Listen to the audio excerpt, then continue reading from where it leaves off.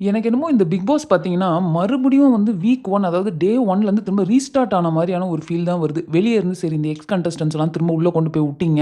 எல்லாமே ஓகே தான். ஆனா, அந்த இடத்துல ரவீந்தர் இருக்கிறாரு அப்படின்ற ஒரு காரணத்தினால, அவரு வந்து விடாம செம்மையா கேம விளையாடிட்டு இருக்காரு.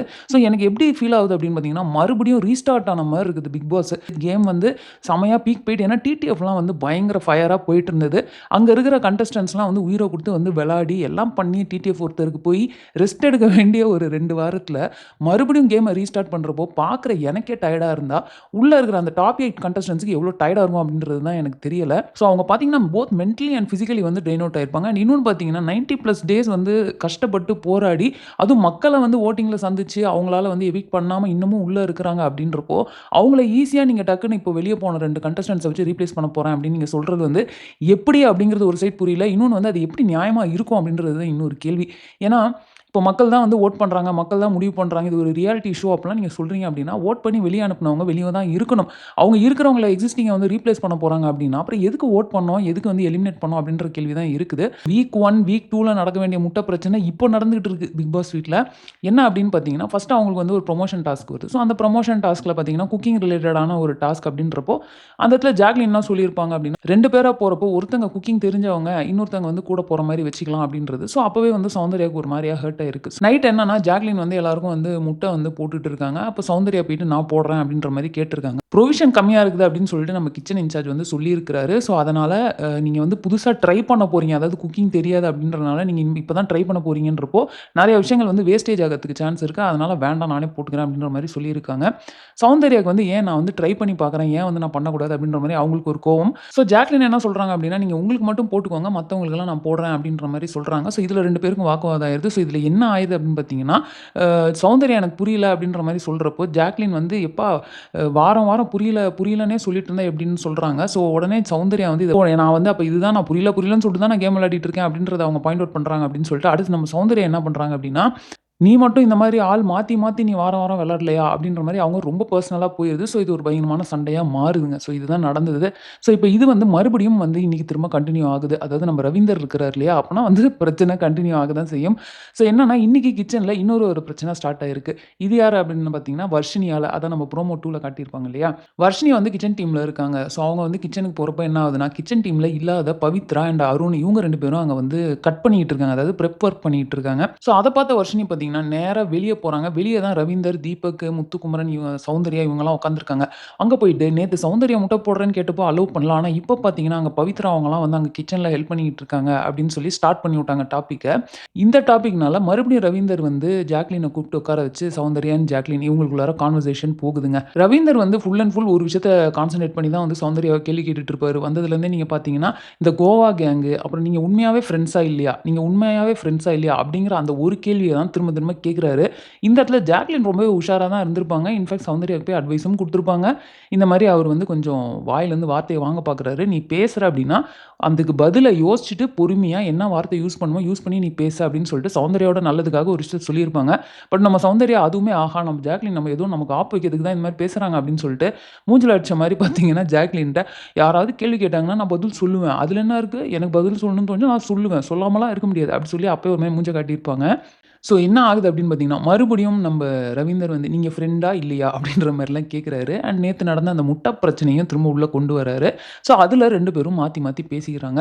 அப்ப நம்ம சௌந்தர்யா மறுபடியும் என்ன சொல்றாங்க அப்படின்னு பார்த்தீங்கன்னா, இந்த ஃப்ரெண்ட்ஷிப் அப்படிங்கிற இந்த ஒரு விஷயத்த வந்து நம்ம கொண்டு வந்திருக்கவே கூடாது. அதாவது நம்ம ஃப்ரெண்ட்ஸாவே ஆயிருக்கக்கூடாது. அதனால தான் ஃப்ரெண்ட் ஆனதுனால தான் இப்போ ஏதோ ஒரு விஷயம் அப்படின்னா உன்கிட்ட ஒண்ணு சொல்றப்போ, அது வந்து உனக்கு பெரிய பிரச்சனையாகி, நான் பின்னாடி பேசுறேன் அப்படின்லாம் வந்து சொல்ற. நான் வந்து நம்ம ஃப்ரெண்டாவே இல்லாம இருந்திருந்தா, இதெல்லாம் பின்னாடி பேசுற மாரி இருந்திருக்காதுல்ல அப்படின்னு சொல்லிட்டு அவங்க ஒரு பக்கம் பேசுறாங்க. அப்ப நம்ம ஜாக்லின் என்ன சொல்றாங்க அப்படின்னு பார்த்தீங்கன்னா, உங்களுக்கு வந்து ஃப்ரெண்டா இருக்கணும்னு விருப்பம் இல்ல அப்படின்னா, நீங்க ஃப்ரெண்டா இருக்காதீங்க. உங்க கேம் தான் விளையாடணும்னா, நீங்க உங்க கேம விளையாடுங்க. உங்களுக்கு விளையாட தெரிஞ்ச அளவுக்கு எனக்கு விளையாட தெரியல. உங்களுக்கு எந்தெந்த இடத்துல கரெக்ட்டா கேம் விளையாடணும், என்ன பண்ணணும் அப்படின்றது எல்லாமே தெரிஞ்சிருக்கு. ஸோ நீங்க அதுபடி பண்ணுங்க அப்படின்றாங்க. ஸோ நம்ம ஜாக்லின் வந்து பாயிண்ட்டா ஒண்ணு கேட்டிருப்பாங்க. அதாவது போன வாரம் நீங்க கிச்சன் இன்சார்ஜா இருந்தீங்கல்ல, உங்களுக்கு முட்டை போடணும் கத்துக்கணும்னு ஆசையா இருந்துச்சு அப்படின்னா, அத நீங்க ஏன் போன வாரம் பண்ணல அப்படின்னு கேட்பாங்க. அதுக்கு நம்ம சௌந்தர்யா ஃபர்ஸ்ட் எடுத்தோன, எனக்கு இப்ப தான் தோணுச்சு அப்படின்னு ஃபர்ஸ்ட் ஒரு பதில் சொல்லுவாங்க. ஆனா இதே கேள்விய திரும்ப கொஞ்சம் நேரம் கழிச்சு கேட்குறப்போ அவங்க என்ன சொல்லுவாங்கன்னா, போன வாரம் பார்த்தீங்கன்னா, அந்த இடத்துல தீபக் இருந்தாரு. எனக்கு தீபக்கோட சேர்ந்து பண்றதுல இன்ட்ரெஸ்ட் கிடையாது. ஏன்னா, அவர் ரொம்ப கமாண்டிங்கா நெறைய விஷயங்கள் பண்ணுவாரு. ஸோ, அது எனக்கு இன்ட்ரெஸ்ட் கிடையாது. அதே மாரி வேற யாரையோ கூட சொல்லுவாங்க. நான் அப்புறமா அவங்க இருந்தாங்க. ஸோ, எனக்கு அதுவும் கம்ஃபர்டபுள் இல்ல. ஜாக்லின்னா கொஞ்சம் பேர அலோவ் பண்ணி நான் பார்த்துருக்கேன். அதனால தான் நான் ஜாக்லின்ட்ட கேட்டேன் அப்டின்னுவாங்க. இதெல்லாம் எனக்கு நம்புற மாரியே இல்லங்க. ஏன் அப்டி பார்த்தீங்கன்னா, நீங்க விஜய் விஷால்ட்ட போய் பண்ணியிருக்கலாமே. நீங்க 2 பேர் தான் கேக்க மாத்தி மாத்தி குடுத்த பெஸ்ட் ஃப்ரெண்ட்ஸ் ஆச்சே. அப்போ நீங்க வந்து முட்டை போடுறது கத்துக்கணும் அப்டின்னா, விஜய் விஷால்ட்ட கேட்டு கத்துட்டு இருந்திருக்கலாமே. எதுக்கு நீங்க ஜாக்லின்ட்ட வந்தீங்க? அதுவும் தீபக் சார்ட்ட கம்ஃபர்டபுளா இல்ல. ஏன் ஜாக்லின்ட்ட கம்ஃபர்டபுளா இருக்கு? ஏன்னா, அப்பதான் வந்து ஜாக்லின் ஏதாவது ஒண்ணு பண்ணி அந்த இடத்துல ஒரு ஃபைட்ட வந்து உருவாக்கலாம். ஓ! நீங்க வந்து ஜாக்லினோட பிஆரா அப்டின்னு சொல்லிட்டு நெறைய பேர் இந்த இடத்துல கமெண்ட் டைப் பண்ண ஆரம்பிச்சிருப்பீங்க. அது அப்டி கிடையாது. நேத்து வீடியோ போய் பாருங்க. நம்ம சௌந்தர்யாக்கு தான் சப்போர்ட் பண்ணி போட்டோம். ஏன்டா சப்போர்ட் பண்ணி போட்டோம்னு இப்ப நான் ஃபீல் பண்றேன். அதாவது நேத்து அவங்க உடைஞ்சு அழுதுருப்பாங்க தெரியுமா? அந்த இடத்துல லைவ்ல பார்த்து நானே ஒரு செகண்ட் பயங்கரமா ஃபீல் ஆயி, "ஓ! என்னடா இப்டி டார்கெட் பண்றாங்க சௌந்தர்யாவ?" அப்டின்னு எனக்கு ஃபீல் ஆயிருச்சு. ஆனா சௌந்தர்யாவ தான் டார்கெட் பண்றாங்க அப்டின்றத அண்டர்ஸ்டாண்ட் பண்ணிட்டு நம்ம ஜாக்லின் போய் ஹெல்ப் பண்றதுக்காக போயிட்டு, நம்ம சௌந்தர்யா எப்பவுமே என்ன பண்ணுவாங்க? அவங்களுக்கு ஒரு செல்ஃப் டவுட் வந்தா, அதாவது ஐய்யயோ! இந்த கேம்ல நம்ம கீழ போய்ட்டோமோ! அப்டின்ற ஒரு டவுட் வந்தா, அந்த இடத்துல எப்பவுமே அவங்க என்ன பண்ணுவாங்க அப்டின்னு பார்த்தீங்கன்னா, ஏதோ ஒரு பிரச்சனைய ஜாக்லினோட உண்டாக்கி, ஜாக்லின் அகைன்ஸ்ட்டா நின்னு ஃபுல்லா ஒரு சண்டைய போட்டு, "நீ வந்து ஃப்ரெண்ட்ஷிப்ப ஸ்ட்ராட்டஜியா யூஸ் பண்ற. நான் உனக்கு ஃப்ரெண்டா இருந்தா நான் உன்ன பத்தி பேசக்கூடாதா?" அப்டின்னு சொல்லிட்டு இதே கான்செப்ட்ட வச்சு தாங்க ஸ்டார்ட்டிங்லேருந்து இப்போ வரைக்கும் அவங்க ஜாக்லின்ட்ட சண்ட போட்டுட்டு இருக்காங்க. ஸோ இதே தான் பண்ணியிருக்காங்க. நேத்து அவங்க உடைஞ்சு அழுதப்போ கூட ஜாக்லின் கூட போய் உட்கார்ந்து அவ்வளோ நேரம் கன்வின்ஸ் பண்ணியிருப்பாங்க. நல்லா தான் பேசிட்டு இருந்திருப்பாங்க. சரி நம்ம பேக் டூ டாபிக் வருவோம். ஸோ இதுக்கு வந்து இப்டி ஒரு பதில் சொல்லியிருக்காங்க. இன்னொரு விஷயம் என்னன்னு பார்த்தீங்கன்னா, ஃபர்ஸ்ட் எடுத்தோனமே ரவீந்தர் கேட்குறாரு, உங்களுக்கு உள்ள அந்த ப்ரொமோஷனல் டாஸ்க்ல வந்து உங்கள சமைக்க வேணாம்னு சொன்னதும், இதுவும் வந்து சேர்ந்து லிங்க் ஆயி நீங்க வந்து டென்ஷன் ஆயிட்டீங்களா? அப்படின்னு கேட்குறாரு. இவங்க ஸ்டார்ட்டிங்ல இருந்தே வந்து அப்படி கிடையாது. அது எனக்கு அப்படி லிங்க் ஆகவே இல்ல. அங்க நான் கோவப்பட்டேன். அத நான் அங்கேயே விட்டுட்டேன் அப்படின்னு தான் சொல்றாங்க. ஆனா திரும்ப திரும்ப இத பேசிக்கிட்டே இருக்க ஒரு பாயிண்ட்ல ரவீந்தர் சார் சொல்றத இவங்க வந்து ஒத்துக்கிறாங்க. அதாவது ஆமா எனக்கு அங்க ட்ரிகர் ஆச்சு. அது இந்த இடத்துல ரிஃப்ளெக்ட் ஆயிடுச்சு அப்படின்ற மாரி சொல்றாங்க. ஸோ அவங்க பேசின நெறைய பாயிண்ட்ஸ் பார்த்தீங்கன்னா வந்து, ஒரு விஷயத்த கன்சிஸ்டன்ட்டாவே அவங்க பேசல. ஒண்ணு சொல்றாங்க. அந்த கான்வர்சேஷன்ல அப்படியே மாத்தி தான் சொல்றாங்க. இது 1 ஹவர் எபிசோட்ல எவ்வளோ வரும்ன்றதுலாம் எனக்கு தெரியாது. இதெல்லாம் வந்து லைவ்ல நடந்த விஷயங்கள். ஸோ ஜாக்லின் பார்த்தீங்கன்னா, நீங்க அந்த ப்ரோமோல வந்து அவங்க சொல்லியிருப்பாங்க இல்லையா? அந்த மாதிரி ஓகேங்க. அவங்க கேம் தான் விளையாடணும்னா, அவங்க கேம் அவங்க விளையாடட்டும். நான் எதுவுமே வந்து அத வந்து நடுவுல புகுந்து தடுக்க போறது கிடையாது. இத்தன நாள் நான் பொறுத்துக்கிட்டேன். இதுக்கப்புறமும் நான் பொறுத்துக்கிறேன் அப்படின்ற மாரி சொல்லிட்டு போயிருவாங்க. ஸோ அவங்க ஓரமா போய் நிக்கிறப்போ பார்த்தீங்கன்னா, ரியா வந்து ஃபர்ஸ்ட்டு கன்வின்ஸ் பண்றதுக்காக போறாங்க. அப்ப ஜாக்லின் என்ன சொல்றாங்க அப்படின்னு பார்த்தீங்கன்னா, என்ன பண்ணாலும் சரி நான் தான் வந்து பிரச்சனை, ஃப்ரெண்ட்ஷிப்னா பிரச்சனை. நான் தள்ளி நிக்கிறேன் அப்படின்னு சொல்லிட்டேன். அப்பவும் திரும்ப எப்படியாவது ஒரு வகையில என்னை இழுத்து இழுத்து என் கூட வந்து பிரச்சனை பண்ணி, நீ ஃப்ரெண்ட்ஷிப்ப ஸ்ட்ராட்டஜியா யூஸ் பண்றேன்னு குத்தி குத்தி குத்தி இது பண்ணிட்டு இருந்தா நான் என்ன பண்ணுவேன்? இதுக்கு முன்னாடி வந்து மஞ்சரி அவங்க இருந்தாங்க. இந்த மாரி டைம்லலாம் அவங்க வந்து ஒண்ணும் பிரச்சனை இல்ல பார்த்துக்கலாம் அப்டின்னுவாங்க. இப்ப அவங்களும் போனோனே எல்லாரும் சேர்ந்து என்ன அடிக்கிறாங்க அப்டின்ற மாரி இவங்க ஒரு சைடு பிரேக் ஆகி அழுதுட்டு இருக்காங்க. அண்ட் சௌந்தர்யா பார்த்தீங்கன்னா, அங்க ரவீந்தர் கூட உட்காந்துக்கிட்டு அவங்க இன்னும் வந்து எப்ப பாரு இவங்க இரிட்டேட் பண்றாங்க. இவங்க ஒரு விஷயம் பண்ணாங்கன்னா, இன்னைக்கு ஃபுல்லா பாருங்க இதே தான் பேசுவாங்க அப்டின்னு சொல்லிட்டு சௌந்தர்யாவும் அந்த பக்கம் பேசிக்கிட்டு தான் இருக்காங்க. ஸோ ஜாக்லின் என்ன கேட்குறாங்கன்னா, நான் என்ன சௌந்தர்யாவுக்கு வந்து பயங்கரமா கிளாப்ஸ் வருது அப்படின்றதுக்கு அப்புறமாவா நான் உங்ககிட்ட ஃப்ரெண்ட் ஆனேன். இல்ல ரயானுக்கு நான் வந்து கிளாப்ஸ் வருதுன்றதுக்கு அப்புறமாவா ஃப்ரெண்ட் ஆனேன். நான் வந்து ரயான் வந்த அந்த வாரத்துலேருந்தே நான் அவனோட ஃப்ரெண்டா தான் இருக்கேன். அதே மாரி தான் சௌந்தர்யாவுக்கு வந்த அந்த வாரத்துலேருந்தே நான் ஃப்ரெண்டா தான் இருக்கேன். ஸோ இதில வந்து எப்படி நான் கிளாப்ஸுக்காக உட்காந்தேன் அப்படின்னு அவங்க சொல்லலாம். மஞ்சரி வந்து தனியா இருந்தாங்க. அதனால தான் நான் போய் மஞ்சரியோட உட்காந்துருந்தேன் அப்படின்னு சொல்லிட்டு அவங்க நெறைய விஷயங்கள வந்து ரியாட்ட சொல்லிட்டு இருப்பாங்க. நெக்ஸ்ட் பார்த்தீங்கன்னா, ரயானும் வந்து கன்வின்ஸ் பண்றதுக்காக வருவாரு. ஸோ இப்ப கடைசியா ரயான் வந்து என்ன சொல்றாரு அப்படின்னு பார்த்தீங்கன்னா, ஒண்ணு சௌந்தர்யாவோட ஒன் ஆன் ஒன் உட்காந்து பேசி இதுக்கு ஒரு ஃபுல் ஸ்டாப் வச்சிடுங்க. அப்பதான் வந்து ஒரு கிளாரிட்டி கிடைக்கும். இல்லன்னா இந்த 2 பேருக்குள்ளார இதே மாரியான பிரச்சனைகள் போயிட்டே தான் இருக்கும். இல்லப்பா எனக்கு பரவால்ல. நெக்ஸ்ட் இருக்கிற ஒரு 8 நாளோ, 10 நாளோ இதே மாரி நான் அப்பப்போ ஹர்ட் ஆயிக்கிறேன், அப்பப்போ அழுதுக்கிறேன், அப்புறம் நானே நார்மல் ஆயிக்கிறேன் அப்படின்னு இருந்தா, நீங்க வந்து போய் பேசிக்க வேணாம் அப்படின்ற மாரி அவரு ஒரு விஷயத்த சொல்லுவாரு.